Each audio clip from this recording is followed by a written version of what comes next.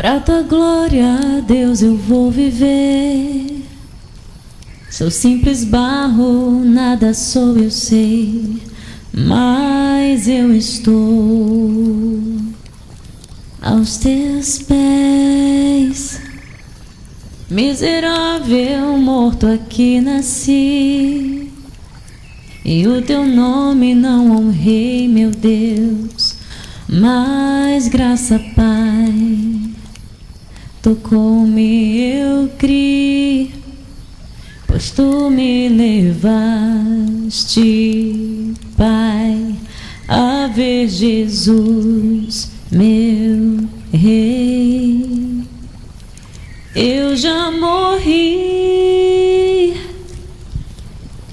lá na cruz, ressuscitei em Jesus, unido estou com meu Redentor, não terá fim. Amém. Eu queria meditar com os irmãos em Marcos 1, de 9 a 13.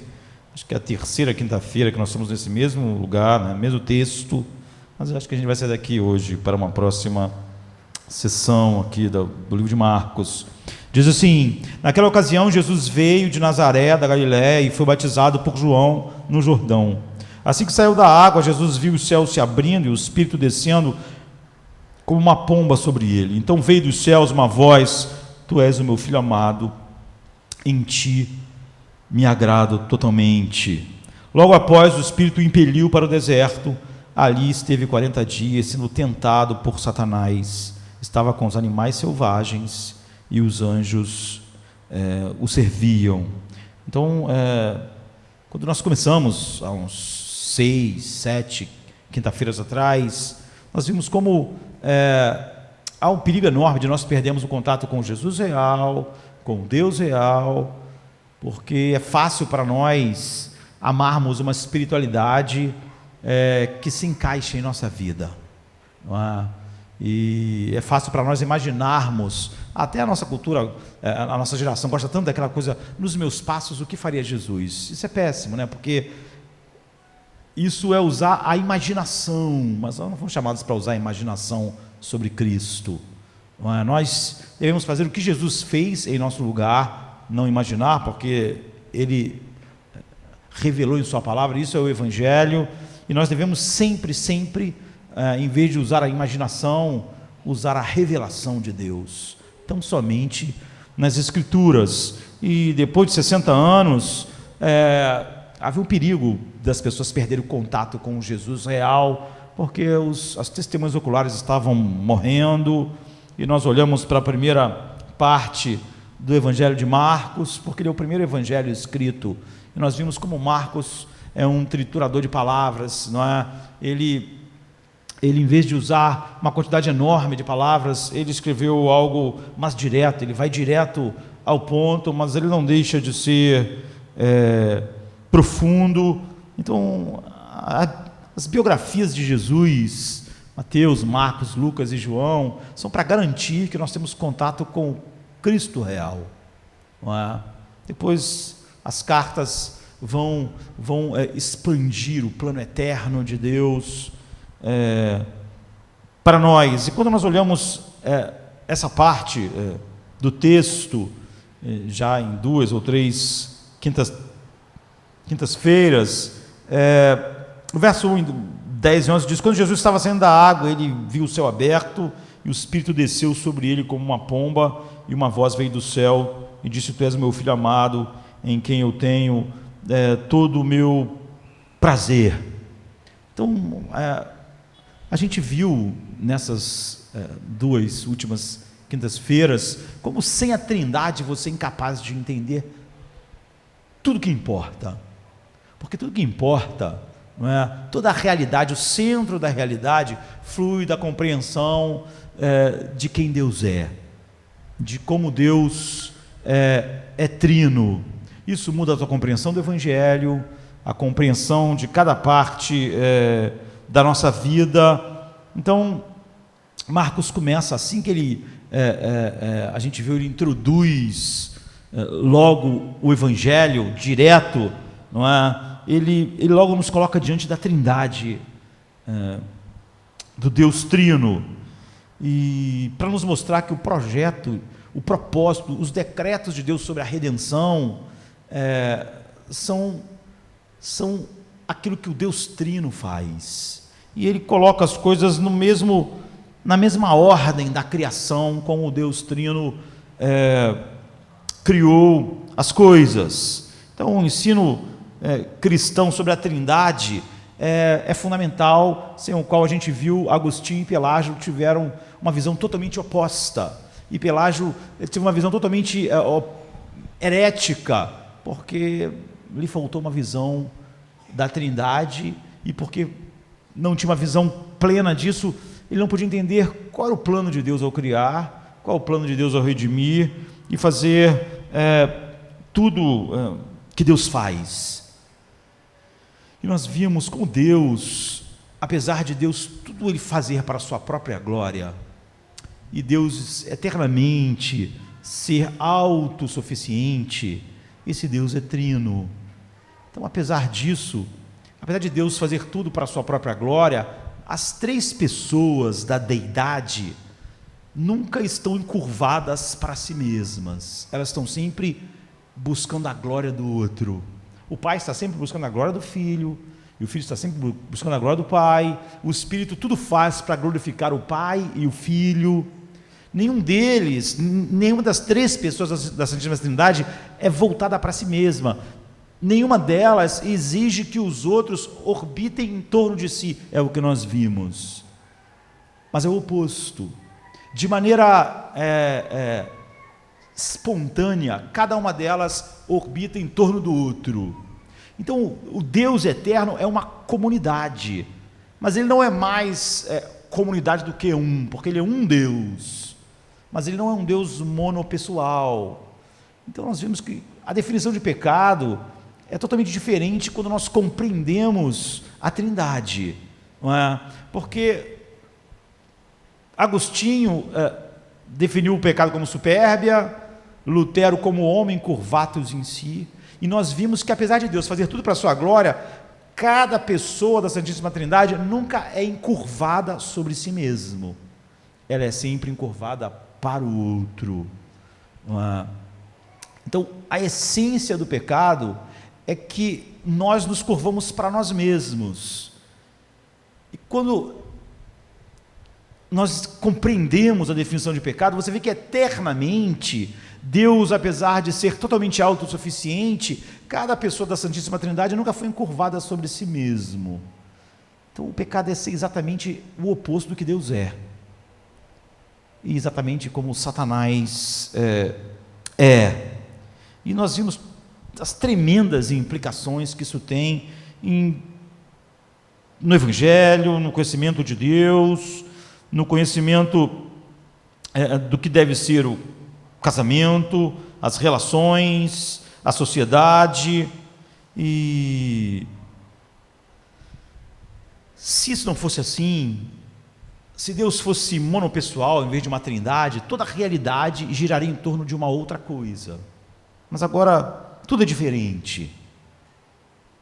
O amor se torna o centro e não periférico. Se Deus fosse monopessoal, ele eternamente existiu sem amar, ele eternamente existiu sem estar voltado para o outro, ele eternamente existiu sem comunhão, sem se deleitar no outro. E eu quero ver as últimas implicações disso antes de nós avançarmos. Então você vê a essência da realidade, ou seja, a razão por trás de todas as coisas criadas é essa relação eterna entre o Pai, o Filho e o Espírito Santo. Então isso não tem começo, não é? Isso sequer, como nós vimos, foi um dia decidido ser assim. Deus é eternamente como Ele é. Então, infinitamente, a realidade suprema é uma comunidade de pessoas que se conhecem perfeitamente, se amam totalmente e glorificam um ao outro eternamente, que se deleitam um no outro eternamente. Então isso significa que a realidade última é sobre relacionamentos, não é sobre eu a respeito de mim. Você vê que esse é o que o pecado é, mas você vê que eternamente o pai está se deleitando no filho, o filho está se deleitando no pai, no espírito. Então a realidade última é essa. Isso é importante de várias formas, como nós vimos. Mas essa semana eu estava vendo um documentário sobre imigração e estava mostrando algumas cidades no mundo, Paris, Nova York, São Francisco, e estava mostrando que a maioria das pessoas, elas não imigram porque elas estão passando fome, ou elas não imigram porque está em guerra o lugar que elas vivem. Por exemplo, a maioria das pessoas do Brasil que imigram para os Estados Unidos, elas não estão fazendo isso porque estavam passando fome no Brasil, ou porque há uma guerra aqui e as pessoas não podiam viver. Era sobre isso que era o assunto do documentário. Isso faz, mesmo lá na América do Norte, por exemplo, as pessoas saem das suas cidades e vão para Nova York. Elas vão para quê? Para ganhar dinheiro. Elas vão para desenvolver as suas carreiras. Elas estão lá não por causa de relacionamento, elas estão por causa de trabalho. Na verdade, elas deixaram muitos relacionamentos para ir para lá. O relacionamento não é a coisa mais importante, o importante é a carreira. Não é? E o documentário está falando como aquelas pessoas, então, como as pessoas da nossa cultura assim são, que elas têm relacionamentos, mas contanto que elas não atrapalhem a sua agenda pessoal. Elas foram para lá para ganhar dinheiro, foram para lá para desenvolver. Se o relacionamento fosse a coisa mais importante, elas ganham menos dinheiro onde elas estavam, perto das suas famílias, nas suas cidades no interior americano, ou em qualquer lugar do mundo, mas elas não, elas estão indo por causa de ganhar dinheiro, porque essa é a prioridade, elas estão deixando para trás relacionamentos. Então, mesmo lá em Nova York, por exemplo, a coisa mais importante para elas lá não são relacionamentos, é ganhar dinheiro, são seus direitos, são as suas liberdades, são os seus interesses individuais. Não é? E por isso os relacionamentos são tão ruins. Era sobre isso que era o assunto central. Mas o que realmente importa não são os relacionamentos, é o dinheiro, o poder, a realização e a carreira.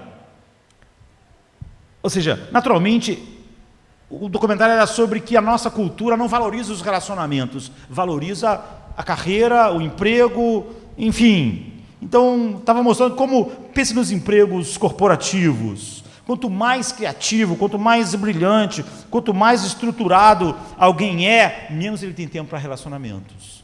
Quanto mais sucesso, menos ele não tem tempo. Ele não tem tempo para relacionamento, porque a carreira dele absorve ele. E ele tem relacionamentos, mas contanto que não atrapalha a carreira dele. Ele tem amizades, mas que elas não atrapalham a carreira dele. Ele tem, enfim, isso se expande. Durante o tempo que ele está lá para ganhar dinheiro, o avanço da sua carreira, ele não tem tempo para amizades profundas, porque ele está sempre pronto a deixar amizades para novas oportunidades de ganhar dinheiro, ou se a sua carreira exigir. E ele também não tem tempo para casamento, ele não tem tempo para filhos, porque essas não são as prioridades. Ele pode dizer que não tem tempo para o filho, mas se ganhar mais dinheiro, exigir mais tempo e menos tempo com o filho, então a pessoa vai naquela direção. Porque a prioridade nunca é relacionamentos, elas são individuais. Nós queremos relacionamentos, mas eles não podem atrapalhar a nossa agenda pessoal, ganhar dinheiro, ser um sucesso. E o que o documentário estava dizendo é que todo mundo é afetado de alguma forma por essa marca indelével da nossa cultura, todo mundo em algum nível é afetado. Mas o que acontece, queridos, é que se você coloca dinheiro, se você coloca trabalho, se você coloca a carreira, o desenvolvimento dela, acima de amizades ricas, relacionamentos profundos,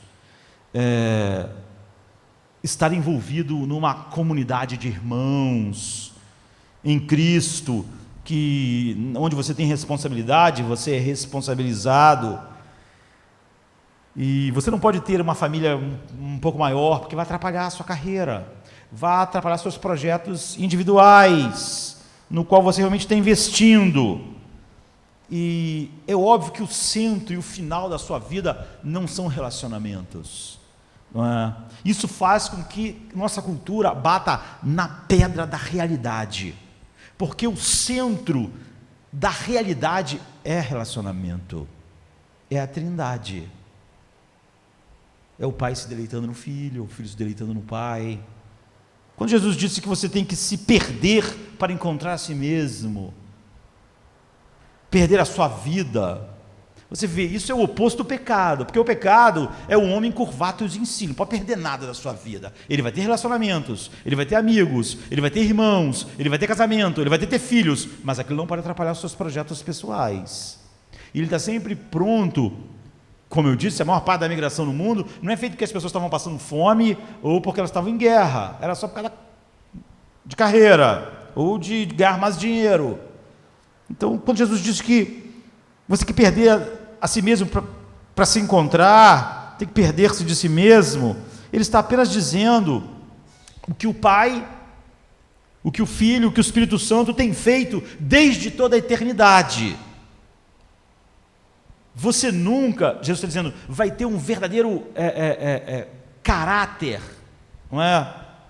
Você nunca vai ter uma verdadeira, vou usar a palavra da moda, uma verdadeira autoestima, se você fica parado, querendo que tudo gire em torno de você, tudo fique em órbita de você, em torno dos seus interesses. Você tem muitos interesses, entre isso estão relacionamentos, mas eles não são importantes, você é importante. E depois as pessoas dizem que o casamento sofre com isso, os filhos sofrem com isso, mas isso, apesar de mesmo as pessoas que falam isso, estão vivendo, às vezes sem perceber, fazendo com que a sua carreira, ou que a mesma coisa que move a cultura inteira, como aquele documentário que não era feito por cristãos, mostra porque que está tudo desmoronando. Então, a menos que você esteja disposto a experimentar a perda de opções,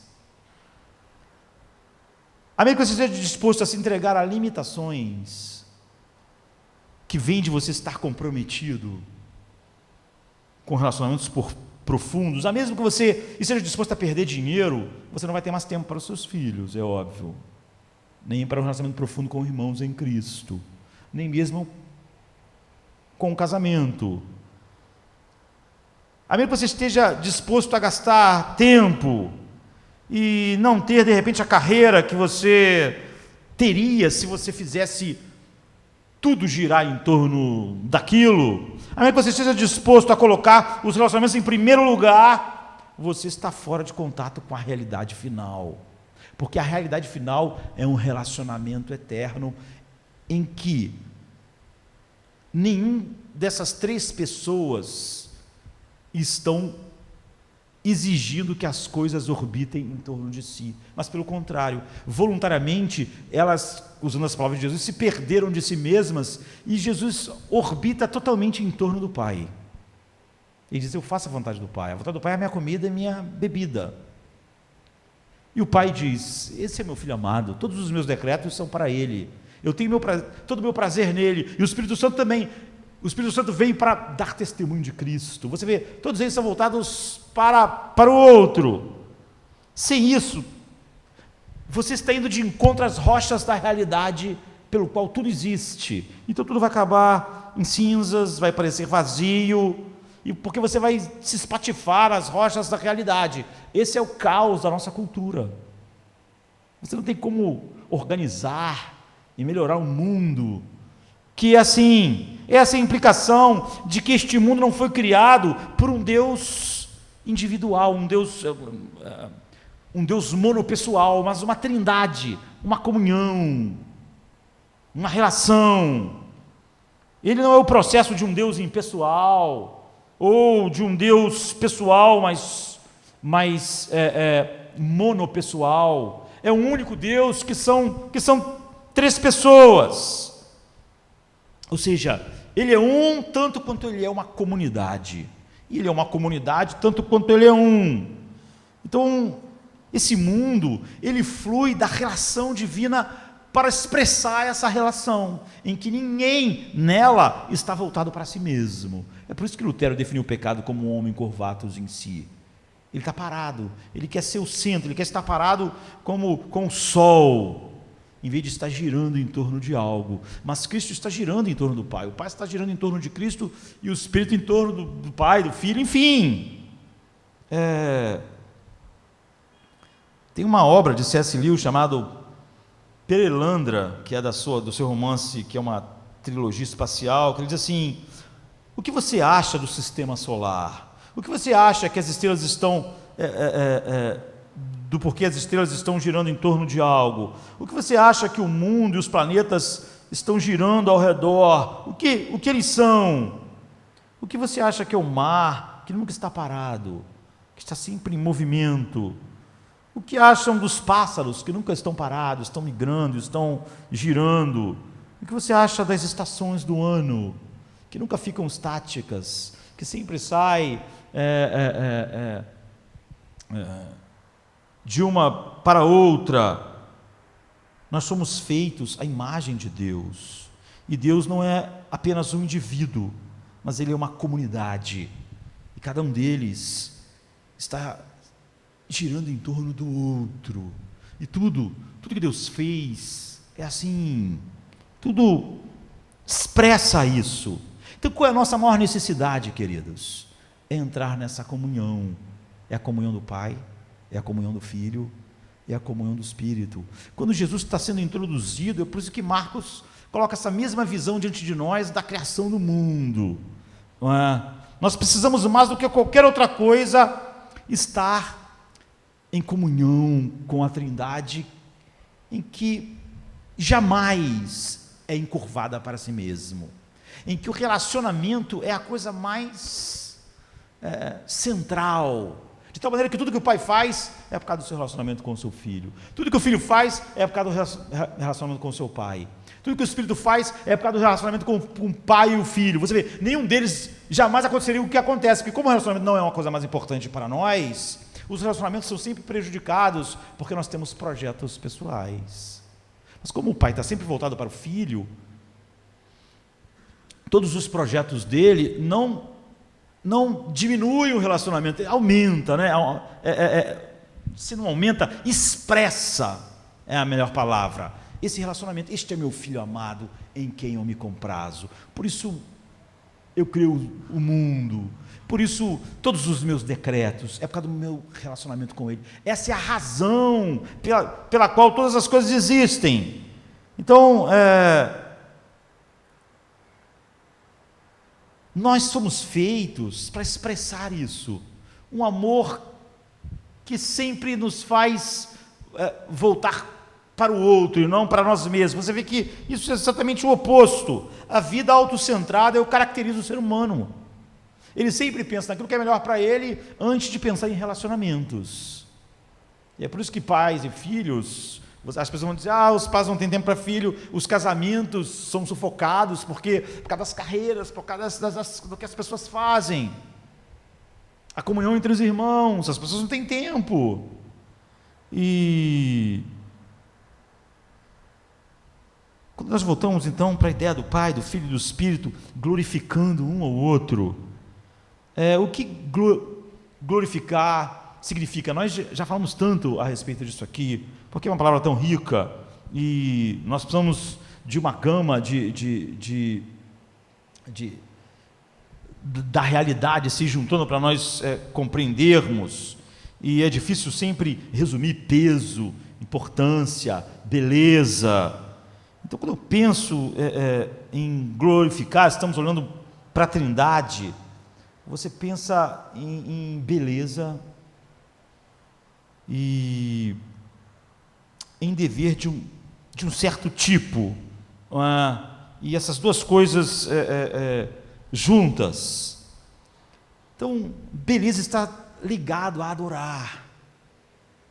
Por isso que a Bíblia sempre fala sobre a beleza da sua santidade. Há um hino que nós cantamos que fala: aqueça o meu coração com tua beleza. Então, beleza é algo que captura a nossa imaginação.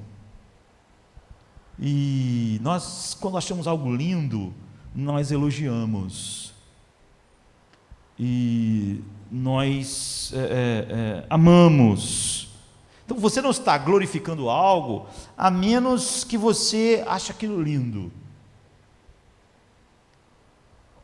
pelo que aquilo é em si mesmo, e não pela utilidade. É óbvio que o sol traz a vida a esse mundo. Sem um sol, a vida não era possível. Mas quando você vê um pôr do sol lindo, não é nisso que você está pensando. Você está pensando na beleza dele, daquele pôr do sol, por ele mesmo. Quando você olha para o mar, para o céu. Então, em segundo lugar, aquilo que nós chamamos de dever. Você não glorifica algo ou alguém se você estiver servindo aquilo condicionalmente. Você vê, a Trindade está glorificando um ao outro por causa disso. Quando você diz: eu vou servir, eu vou fazer essas determinadas coisas, mas contanto que eu receba isso e aquilo, isso não é glorificar, não é? Porque isso não é estar girando em torno de algo. Você vê, Cristo está girando em torno do Pai, ele coloca o Pai no centro, mas o Pai orbita em torno de Cristo, coloca Cristo no centro. O Espírito Santo faz a mesma coisa, mas quando eu falo assim, eu vou te servir, eu vou fazer isso, se você fizer isso, é óbvio que eu estou colocando aquilo girando em torno de mim. Eu vou obedecer Deus, eu vou viver para Deus, eu vou dar mais tempo para Deus. Se Deus, é óbvio que a minha ideia é de que eu estou parado e que Deus está girando em torno de mim. Eu não estou glorificando a Deus. Isso não é a relação que o Pai tem com o Espírito e com o Filho. Isso não é orbitar em torno de Deus. Isso é realmente fazer, ou tentar fazer, na nossa loucura, Deus orbitar em torno de nós. Ou seja, como eu disse, nos relacionamentos da nossa cultura, nós colocamos um lugar para o relacionamento pessoal, para amizades, casamentos, filhos, mas contanto que aquilo se encaixe em torno de nós como centro dos nossos objetivos pessoais. Eles não podem ser sacrificados. Mas todos nós fomos totalmente capturados por essa realidade. Nós vamos ver que tudo que o Evangelho vai nos mostrar, no caso aqui o livro de Marcos, é como nós somos introduzidos naquela outra realidade, naquela comunhão do Pai, do Filho e do Espírito. Então, mesmo as pessoas que parecem muito abnegadas, que se dão, e que fazem muito, às vezes elas ouvem de outras pessoas assim: você tem que pensar mais em si mesmo, você tem que se amar mais, você tem que se voltar mais para si mesmo. E porque nós achamos que aquelas pessoas estão fazendo aquilo, mas elas estão fazendo por necessidade. Elas querem algo e elas fazem algo para receber algo. Então, mesmo fazendo tantas coisas, aquela pessoa está querendo que tudo gire em torno dela. Ela quer estar estática por determinados anseios, ou por determinado medo, por determinada covardia. Ou seja, você só glorifica algo quando você não tem nenhum projeto pessoal para aquilo.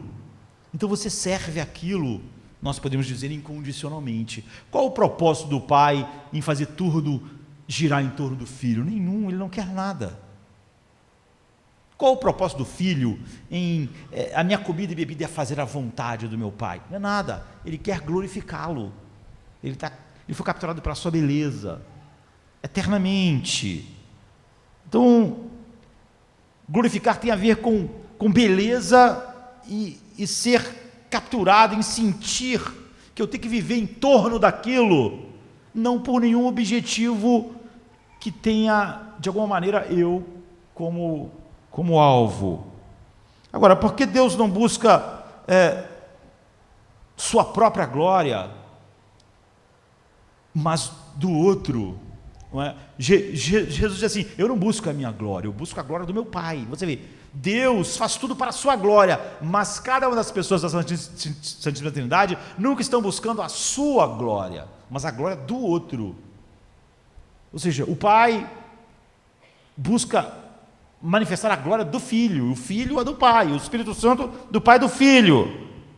Então, todos, nenhum deles está estático, você entende? Nenhum deles está parado esperando que o outro orbite em torno de si e pensando: eu estou insatisfeito, tem algumas coisas que não estão boas em como eu estou sendo orbitado pelos outros.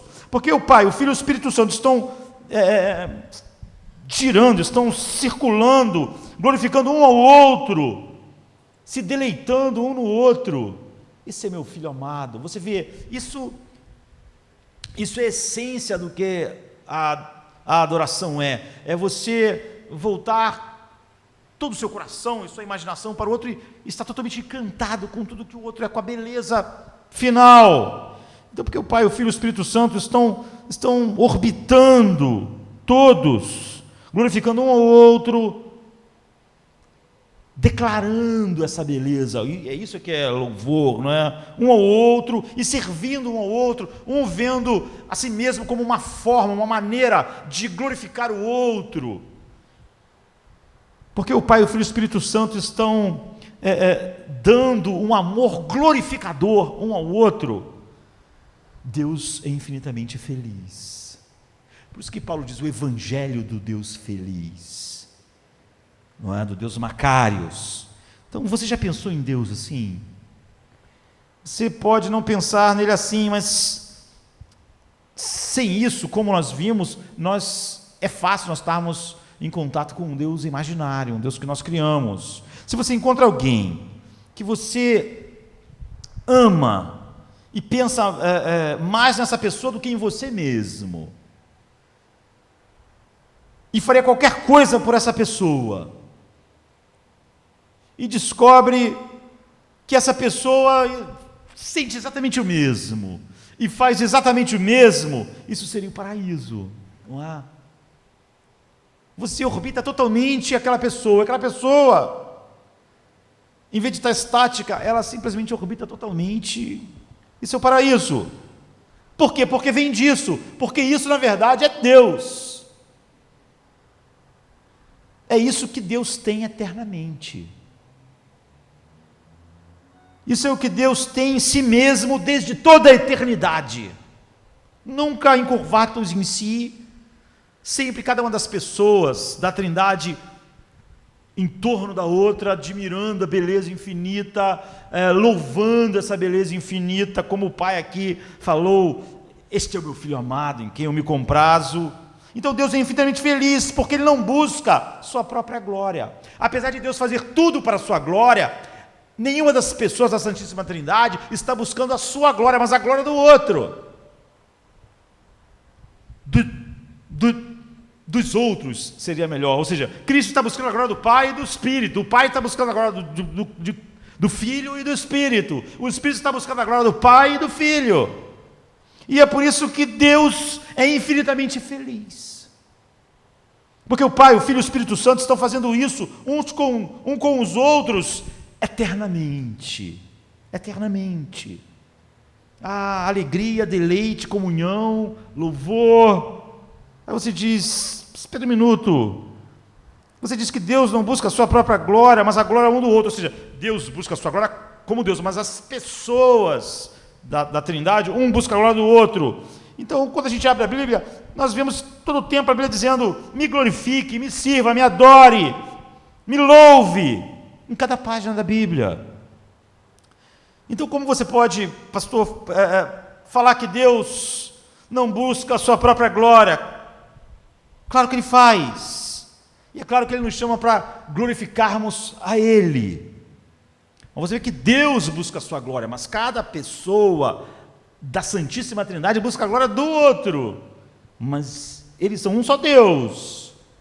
E é claro que Ele nos chama para servi-lo incondicionalmente. Claro que Ele nos chama para louvá-lo. É claro que Ele nos chama para ver a sua beleza e ter um coração capturado por servi-lo sem nenhum interesse a não ser pela sua beleza. É claro que Ele nos chama para isso. Mas a razão é porque Ele quer nos dar a sua alegria. Você vê, Jesus disse, para que eles tenham a alegria que eu tinha contigo antes da fundação do mundo. Porque Deus nos criaria. Se Ele fosse um Deus unipessoal, você poderia dizer que Ele está criando um mundo para que Ele possa ter seres que lhe dão amor, que lhe adoram, que lhe achem belo, mas Ele já tem isso. Você vê, esse Deus, Ele é o Deus eternamente feliz, não lhe falta absolutamente nada, porque Ele tem a vida em si mesmo, Ele é eternamente feliz, Ele tem todo o amor que Ele precisa, Ele tem um amor muito melhor dentro de si, do que Ele poderia receber de todos nós, ou de todos os seres criados. O Pai tem um amor eterno do Filho, e o amor eterno do Espírito Santo. Jesus não precisa de você para ser amado, Ele é o Filho amado. Esse é o meu Filho amado. Imagine o que o amor seu, não é? Uma pessoa, um ser insignificante, quando ele recebe o amor perfeito e infinito do Pai, ou do Espírito. Então ele tem o amor, o louvor a alguém que orbite, que queira a sua glória da forma mais pura, da forma mais poderosa do que toda a criação junta pode dar a Ele. Se Ele fosse um Deus unipessoal, Ele poderia estar criando o mundo para obter alegria, para obter felicidade, para obter essas coisas, obter amor, obter glória, mas Ele já tem isso tudo eternamente. Então a resposta é que Ele criou o mundo não para receber alegria, mas para dar. E a alegria que Ele tem para dar é: vivam em torno do meu Filho como eu vivo. Ame Ele como eu amo. Você vê, viver em torno dEle, do Espírito, faz de mim Deus eternamente feliz. Então, Ele nos criou para levar para essa relação. E você vê que nessa relação ninguém é encurvados em si. Ninguém é curvado em si mesmo. Então Ele está dizendo o seguinte: se você me glorificar, se você centrar toda a sua vida em mim, se você se você tem um coração para me achar lindo pelo que eu sou e não pelo que você pode receber, então você recebeu uma nova vida que sempre existiu, porque é assim que as três pessoas da Santíssima Trindade existem eternamente. Você entrou nessa relação, porque é assim que o Pai ama o Filho, e o Filho ama o Pai e se deleita nele. Então é para isso que você foi feito. Você não foi feito só para acreditar que Deus existe e obedecer. Ele não precisa. Paulo diz: Ele é um Deus que não é servido por mãos humanas. Deus não precisa ser servido por ninguém. Deus não precisa do amor de ninguém. Deus não precisa de nada que venha da criação. Ele é uma fonte jorrando. E o que Ele jorra? O amor infinito pelo seu Filho. O que o seu Filho jorra? O amor infinito pelo seu Pai. O que o Espírito jorra? O seu amor infinito sobre o Pai e o Filho. Quando Deus diga: viva para a glória do meu Filho, viva, nada é importante senão estar girando em torno dele, Ele está dizendo: é isso que eu faço eternamente. Então, nós não somos chamados para acreditar em Deus de uma maneira geral, não é? E ser espiritual de uma maneira geral, em alguns momentos da vida, e esperar de Deus um pouco de inspiração e orarmos quando as coisas ficam difíceis, orarmos mais, não é? Isso denuncia as coisas do nosso coração, não é ter uma crença cognitiva de que Jesus veio, morreu na cruz, Ele é o Filho de Deus, mas você é feito para centrar tudo em sua vida em torno de Deus, porque isso é a comunhão que eu tinha contigo antes da fundação do mundo. Ele diz, eu morri para isso, para trazer eles a isso, eu giro eternamente em torno de ti, Pai. Então pensar em tudo em termos do seu relacionamento comigo é o que Deus diz, porque Jesus pensa em tudo em termos do seu relacionamento com o seu Pai, não parte da sua vida, tudo. A cruz é necessária, então você vê, ele não é encurvados em si, por isso que lá no Getsemane ele diz, glorifica o teu nome, mostra a tua beleza, mostra ao mundo o valor infinito que tu és, mostra como eu te amo e me deleito em ti, não para receber alguma coisa, mas você vê que o Pai está fazendo tudo aquilo para manifestar a beleza do Filho. Então, é para isso que você foi feito, é isso, quando a nossa vida não está em torno disso, mas ela é encurvada para nós mesmos, quando relacionamentos não são as coisas mais importantes, é óbvio que a nossa cultura está desmoronando, ela está batendo contra a rocha da realidade. Essa é a essência do pecado, está no centro. Ou você está nessa comunhão com o Pai, com o Filho, com o Espírito, ou sua crença em Deus é nominal. Sua crença em Deus não é a crença do coração que foi capturado por essa beleza, a razão pela qual Jesus morreu. Você não está nessa comunhão, você apenas ora para Ele, de vez em quando está com mais problemas, ora mais, menos, ora menos. A vida é eterna, a vida que nunca teve início de Deus, Pai, Filho e Espírito Santo, é essa relação. E a vida eterna que nós recebemos é entrar nessa relação. Eu te revelei para que eles te conhecessem, é o que Jesus diz. Foi para isso que nós fomos feitos. É por isso que ele diz que a vida eterna é te conhecer. Conhecer. Assim. Então,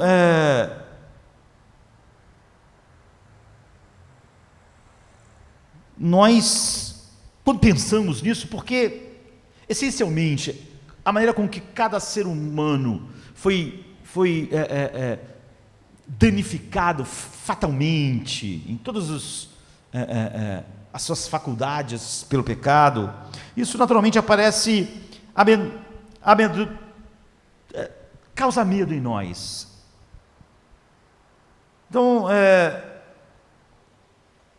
um puritano que morreu queimado na fogueira, certa vez falando a respeito disso, não é? Sobre o senhorio de Deus em nossas vidas, em vivermos para a sua glória, em como nós nos relacionamos, entramos nesse relacionamento com a Trindade. Nessa obra dele, ele coloca diante de nós um contrato. Ele diz que o contrato, você só precisa ter duas cláusulas. E ele diz que a primeira eu prometo te obedecer a tudo que Deus diz, quer eu goste, quer ou não.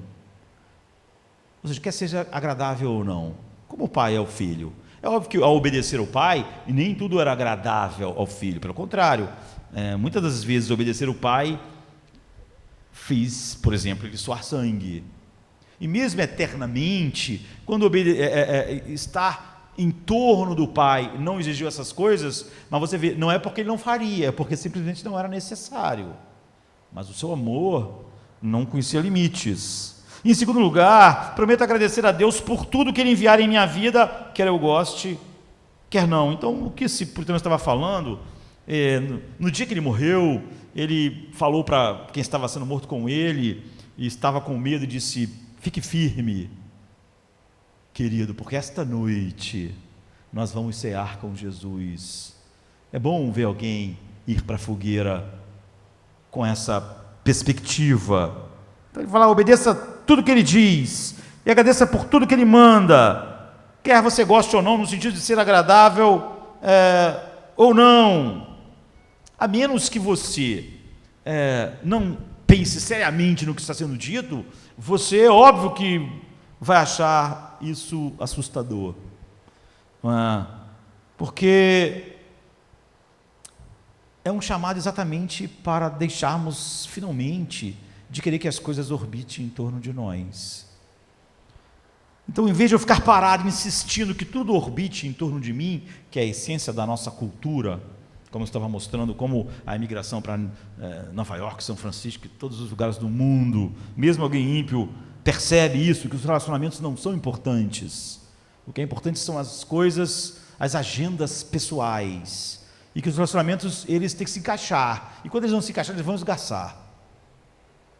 E isso diz respeito a amigos, irmãos, igreja, casamento, filhos. Então, em vez de você ficar parado insistindo, bem, Deus, eu vou orar a você, eu vou servir a Ti, eu vou para a igreja, eu vou fazer determinadas coisas, mas tu tem que me dar saúde, tu tem que me dar um grande casamento, tu tem que... Isso não é entrar naquela comunhão do Pai, do Filho e do Espírito Santo, porque essa oração e esse coração é a exigência de que Deus orbite em torno de nós. E o convite é que você orbite em torno de Cristo. Mas esse chamado do Pai é o chamado para aquilo que Ele faz eternamente. Então, quando Jesus diz assim: negue a si mesmo, tome a sua cruz e me siga, ou quando Paulo diz assim: um morreu por todo, logo todos morreram, para que aqueles que vivem, não vivam mais para si mesmos, isso nos parece, isso é uma coisa, por quê? Porque isso é exatamente o oposto do pecado. O pecado, nós estamos parados, exigindo que as coisas orbitem em torno de nós, e o que Paulo está dizendo é o seguinte: nós não orbitamos mais em torno de nós, nós não julgamos as situações em como as coisas estão girando em torno de nós estamos girando em torno de Cristo. E isso, para que eu gire em torno dele, às vezes vai ser necessário que eu apanhe de cidade em cidade. Se eu pensasse que a situação devia girar em torno de mim, ia chegar uma hora que eu ia pensar: poxa, o que eu estou ganhando de servir a Ti? Mas essa é a mentalidade do pecado. Você vê, quase sempre que as pessoas chamam as pessoas a uma comunhão com Deus, elas não estão chamando a uma comunhão para que elas orbitem Deus, e não percebe que quando Deus nos chama para orbitar o seu Filho, é aquilo que Ele faz eternamente, que o próprio Deus... As pessoas da Trindade não são encurvadas para si mesmas, e isso é essencialmente o que o pecado é: o homem curvados em si, e que a salvação é exatamente a libertação disso, para entrarmos naquela comunhão. E para encerrarmos, como nós podemos então fazer isso, se isso parece assustador? A Bíblia diz assim no versículo 12 e 13: imediatamente o Espírito o enviou para o deserto. Depois que ele saiu da água, o Espírito pairou sobre ele como uma pomba, e nós vimos que o Pai falou: este é meu Filho amado. Então, depois disso, o versículo 12 e 13 diz: imediatamente o Espírito enviou para o deserto, e ele esteve no deserto por 40 dias, sendo tentado por Satanás. Ele estava com os animais selvagens, e os anjos o serviam ou o acompanhavam. Você vê, vem a tentação. Então, a gente falou, já estamos há 3 semanas aqui, que Marcos está nos dando a recapitulação da história do mundo, da razão pela qual o mundo existe, de como o mundo foi criado. Então pense em Gênesis. O Espírito se moveu sobre a face das águas com o seu poder, não é? E depois disso Deus falou. Assim que o mundo foi criado, não é? Aqui você vê que o Pai e o Filho estão o Pai e o Espírito estão envolvendo o Filho, aquilo que eles fizeram eternamente. Você vê que o Espírito, quando Jesus sai da água, repousa sobre ele como uma pomba. Ele o envolve com o seu poder. O Pai o envolve com o seu amor. Esse é meu Filho amado, em quem eu tenho todo o meu prazer. Nós sabemos que Jesus é a palavra de Deus. Quando você vai lá para a criação, acontece exatamente isso. O Espírito paira sobre as águas, então o Pai fala, através do Filho, que é o Verbo. E depois o mundo é criado. E o que acontece logo depois? Vem a tentação, vem Satanás. Aqui aconteceu a mesma coisa. Não é? A próxima coisa, lá em Gênesis, o Espírito moveu sobre a face das águas, Deus fala, quer dizer, cria o mundo através do seu Filho, e depois, você se continuar lendo Gênesis, logo depois vem o quê? Vem a tentação. Aqui é a mesma coisa. É o que Marcos está nos mostrando. Então, aqui o Cristo está sendo mostrado para nós pela primeira vez dentro dessa criação infinita da Trindade.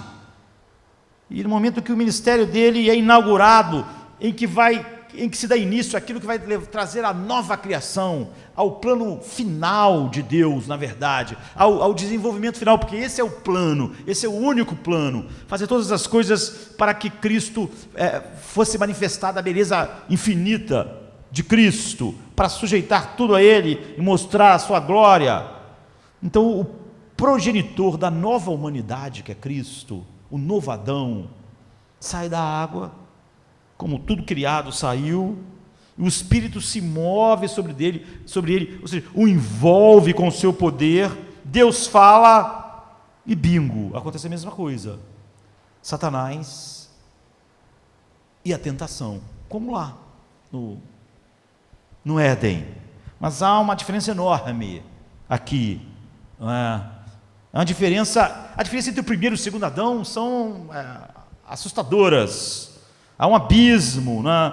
O primeiro Adão estava num jardim, o segundo é levado para o deserto, que é o oposto do jardim. O primeiro Adão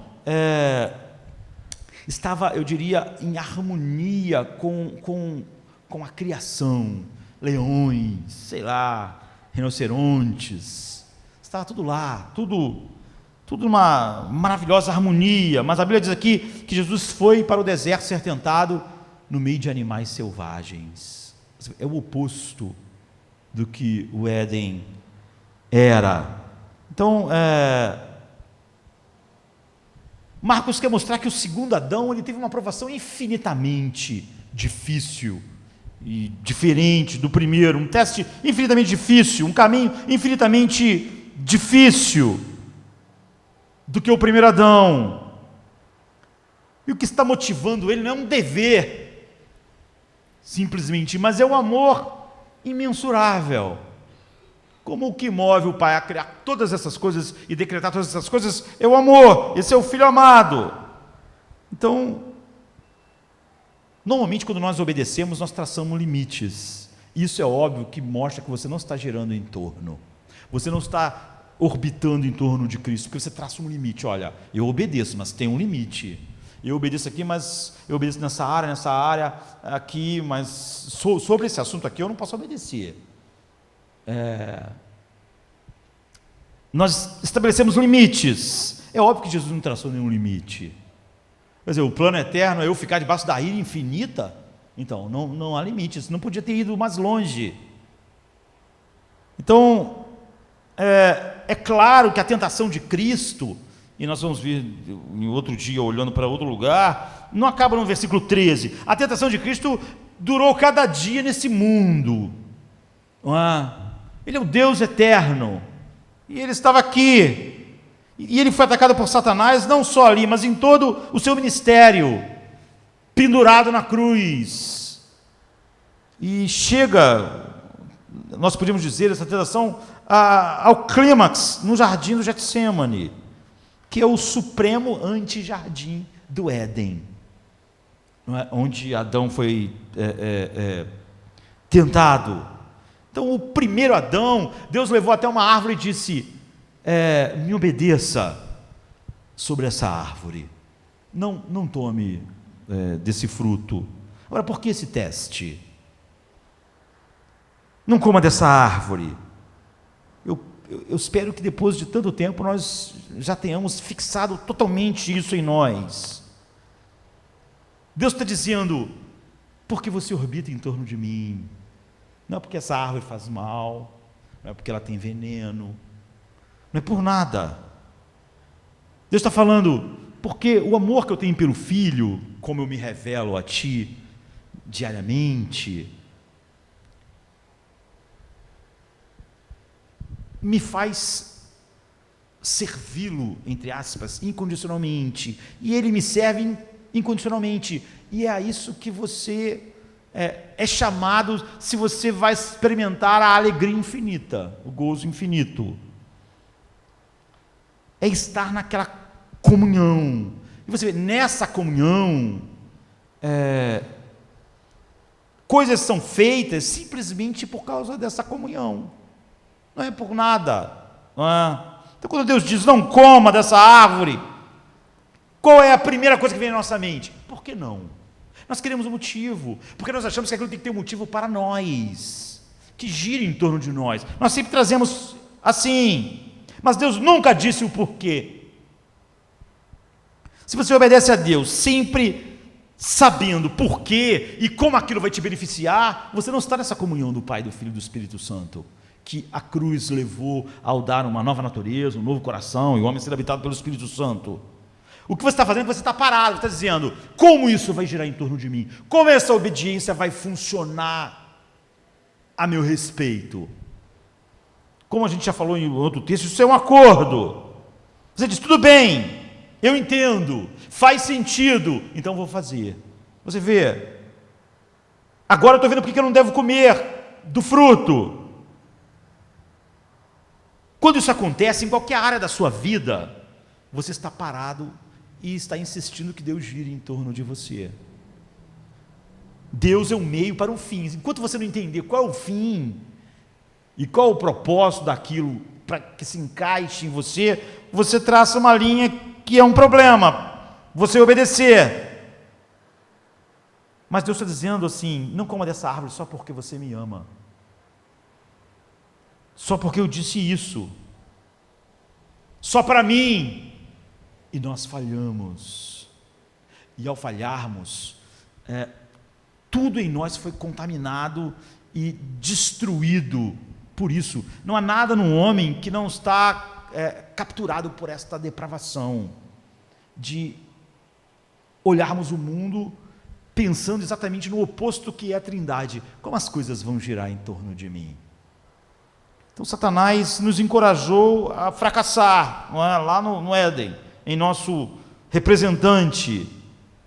A ideia de um amor que se doa, onde você se torna totalmente vulnerável, é para nós muito ameaçador. Nós pensamos, isso nunca vai funcionar. Nós costumamos dizer assim, por que Adão e Eva ouviram Satanás? Ora, por que você ouve? Porque essa mentira flui no próprio coração natural do homem. Por que o filho faz assim com o pai e o pai com o filho? Porque não há nenhum temor em confiar completamente no plano do pai, mesmo que ele envolva na cruz a ira infinita. Não há desconfiança no amor. E por que nós traçamos essas linhas diante de Deus? Porque há desconfiança no amor. Se eu não entendo por que ele está dizendo que eu não posso fazer isso, como eu posso saber que isso é bom ou não? Nós temos medo de confiar, porque nós estamos parados, porque Satanás nos disse que nós devemos ficar parados, e disse para nós que a igreja deve girar em torno de nós, que as pessoas devem girar em torno de nós, que os irmãos devem girar em torno de nós, e que até Deus deve girar em torno de nós. E ele disse que não tem como funcionar a nossa vida de outra forma, porque quando o nosso relacionamento desmoronou no Jardim do Éden, todos os nossos relacionamentos desmoronaram juntos. Você pode ver, sempre as pessoas estão preocupadas. A Bíblia diz assim, marido, amai vossas mulheres, mulheres sejam sujeitas aos vossos maridos. Sempre os maridos estão preocupados em como as mulheres vão ser sujeitas a eles. Eles nunca estão preocupados e centrados em como eles vão amar como Cristo ama a igreja. É óbvio que Cristo, em momento algum, estava pensando em si mesmo, não é? O que queria ganhar com isso? E você vê, e há uma tendência da mulher pensar, como meu marido me ama. Você vê sempre como o outro gira em torno de mim. É o oposto. Então as relações desmoronaram, porque elas são o oposto do que elas foram feitas para expressar que a relação da Trindade, em que um está girando em torno do outro. E isso é realidade sobre as relações políticas entre as nações, as relações sociais entre raças, classes, as relações pessoais entre amigos, familiares e até irmãos. Quase todas as reclamações que as pessoas têm sobre a igreja é porque elas estavam paradas e de alguma maneira as coisas não orbitaram em torno delas da maneira que devia. E tudo está sempre em choque, explodindo. Por quê? Todos nós queremos ser pequenos centros. Você vê que na Trindade não é isso. Ninguém é um pequeno centro.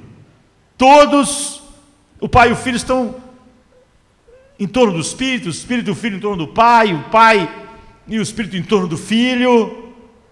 Então o sistema solar, no qual o nosso, por exemplo, cada planeta dele exigisse ser o centro e as coisas girassem em torno dele, ia acontecer o quê, queridos?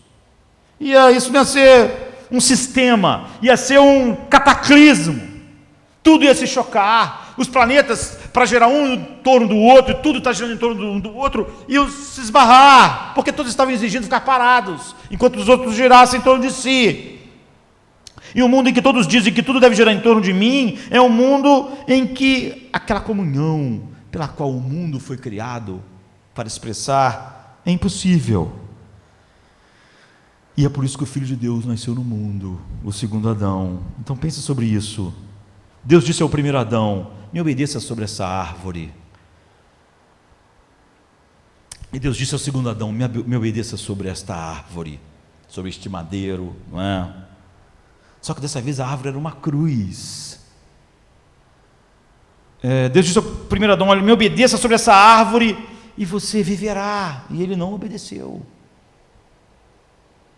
Porque óbvio ele não girava em torno de Deus. Esse é o nascedouro do pecado.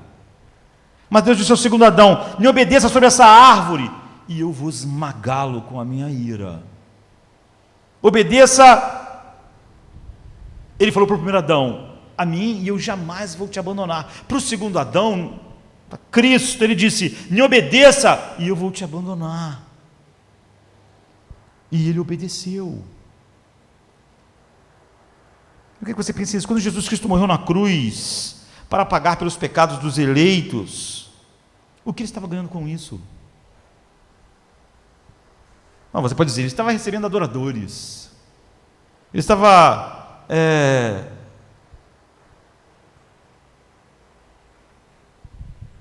sabendo que mais tarde nós íamos adorá-lo, louvá-lo, amá-lo.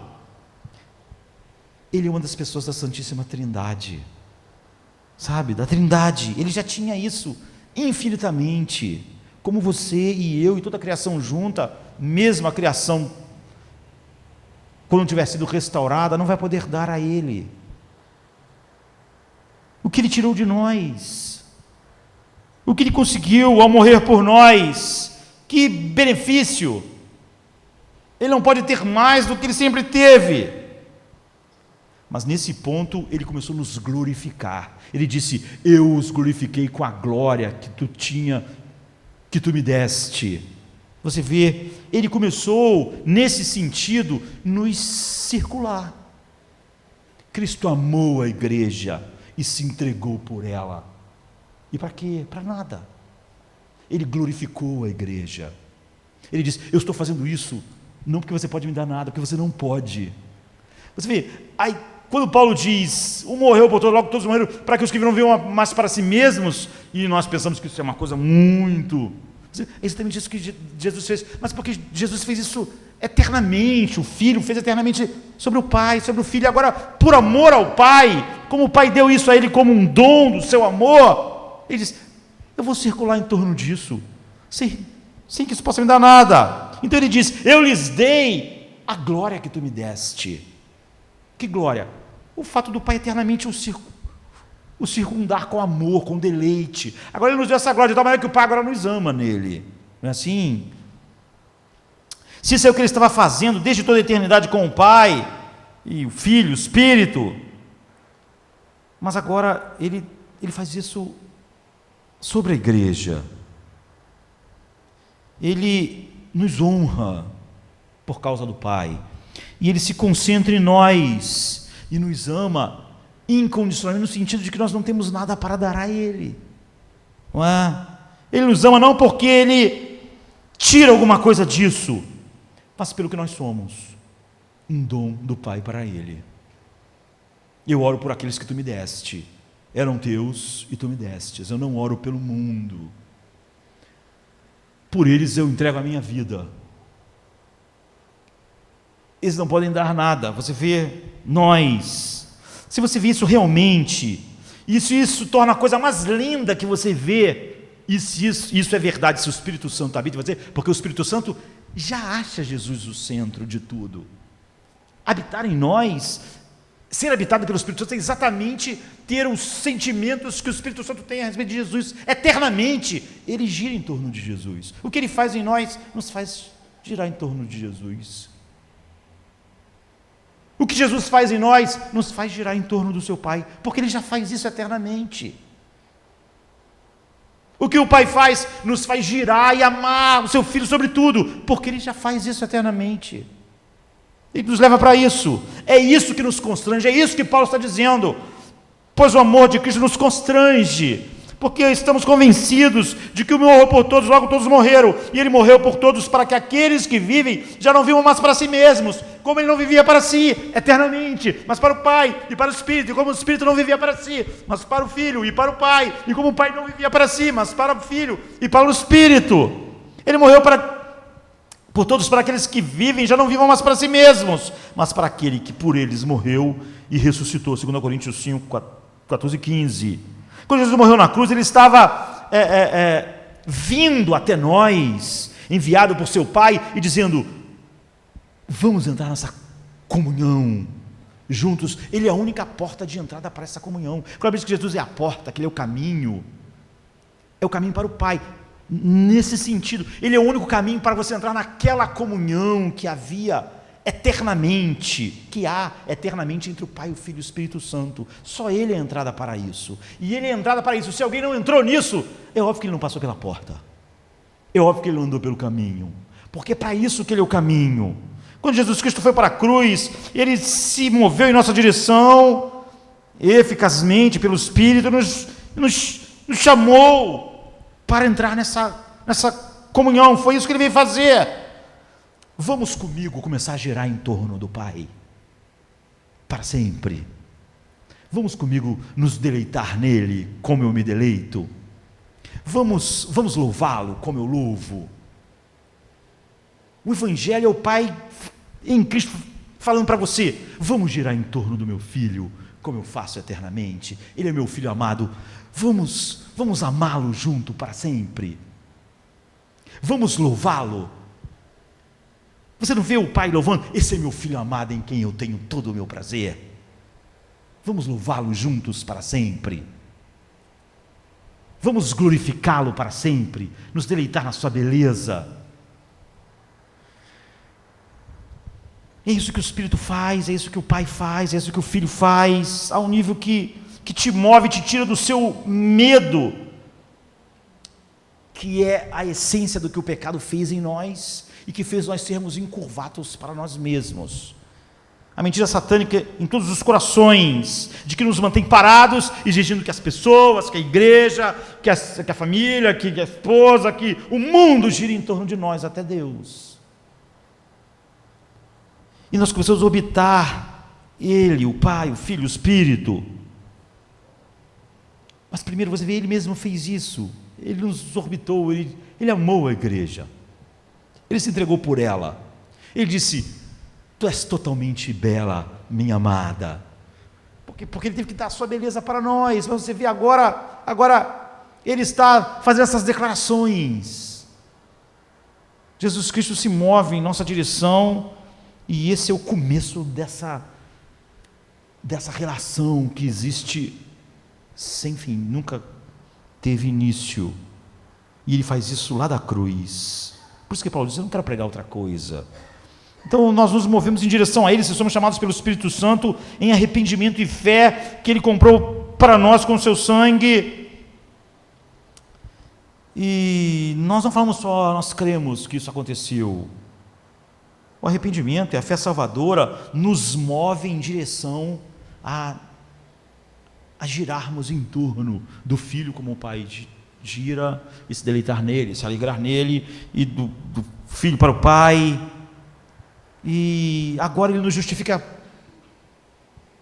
pelo que ele fez, então ele pode se deleitar em nós, como ele se deleita no seu Filho. E João 17 é um lugar onde Jesus, ele ora assim, é oração sacerdotal: Pai, eu lhes dei a glória que tu me deste, porque tu me amaste antes da fundação do mundo. Eu coloquei eles nisso, nessa relação deles agora que tu me deste, para que eles sejam um, assim como nós somos um. Você vê agora como eu girei internamente em torno de ti, tu em torno de mim. Eles agora estão sendo levados a morrer exatamente para a ideia de ficar parado enquanto as coisas giram em torno deles. Então ele nos glorifica, não é? Para que todos sejam um. Pai, como tu estás em mim e eu em ti. Essa relação infinita da Trindade, que eles também estejam em nós. Deles a glória que me deste, para que eles sejam um, assim como nós somos um. Eu neles e tu em mim.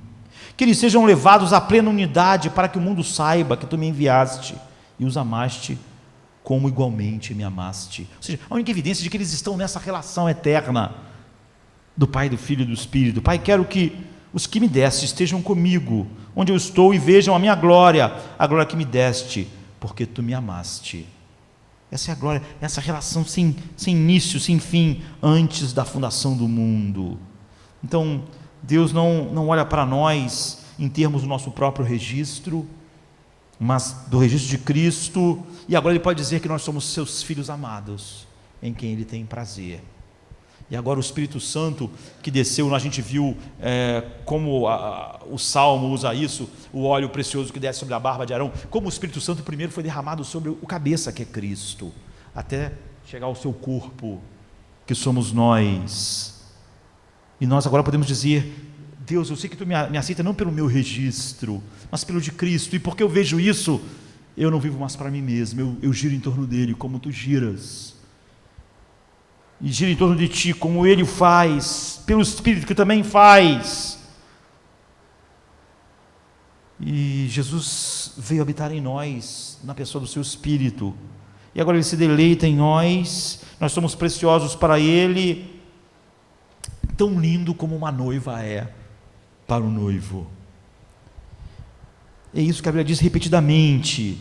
Então você começa a obedecê-lo e viver uma vida que sente a garantia do seu amor. Você vê, o que nos leva à santificação nunca é a lei. É por isso que você não é salvo pela lei e você também não é santificado pela lei, mas porque você entrou nessa comunhão do Pai, do Filho e do Espírito, e o Espírito Santo dentro de nós testifica com o nosso espírito que nós somos filhos de Deus, que o Pai agora nos ama em seu Filho.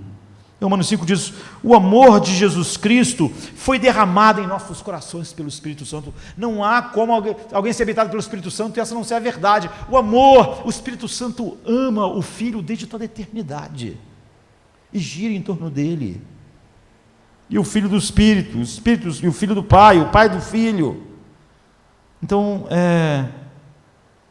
agora nós ouvimos das profundezas do nosso ser, em qualquer situação, nós sabemos que somos filhos amados de Deus. O Espírito testifica em nosso coração, ele clamava Pai, e você vê, o tempo já acabou, mas como você nunca vai conhecer esse Deus, que é uma comunidade, Pai, Filho e Espírito Santo, sem estar numa comunidade. Você vê que a ideia do individualismo da nossa cultura, que está fazendo até as pessoas dizerem eu sou a igreja, é totalmente diabólica, porque a essência da vida é uma comunidade.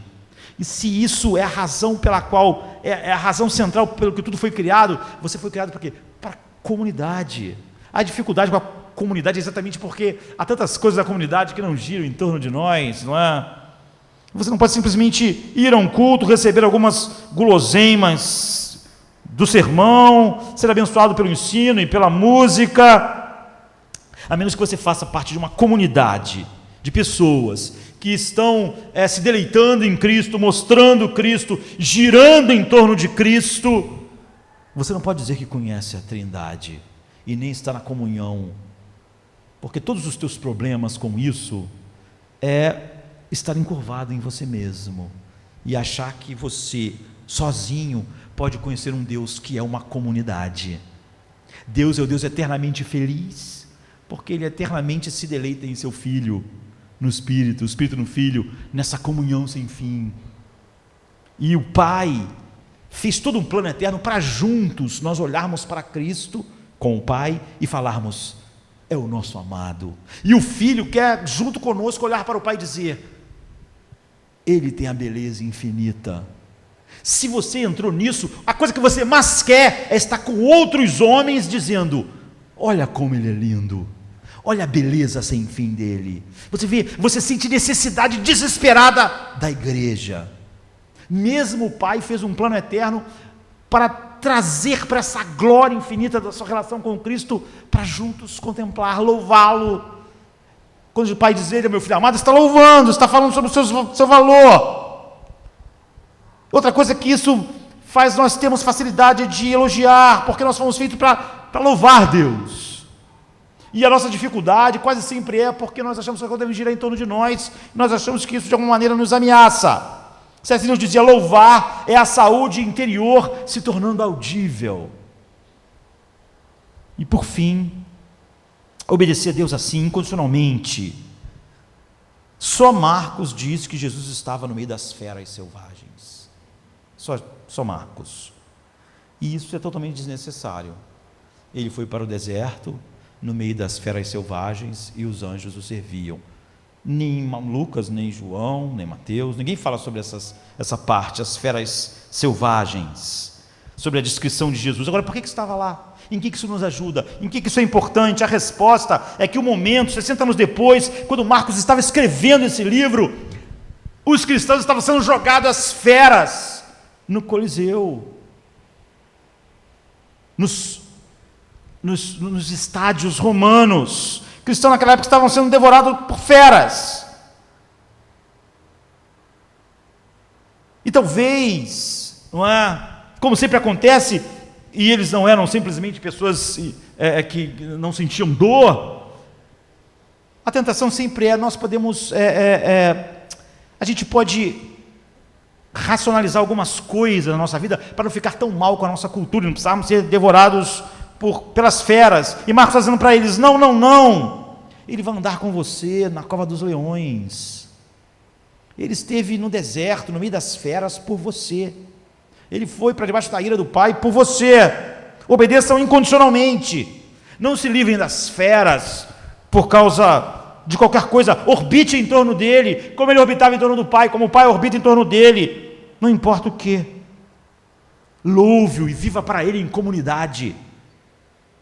Porque o teu coração, quando se deleita nele, você está em comunidade, como o Pai sempre esteve, o Pai e o Espírito olhando para a beleza do Filho, o Filho e o Espírito olhando para a beleza do Pai, e o Pai fez um plano eterno para que nós juntos entrássemos nessa comunhão.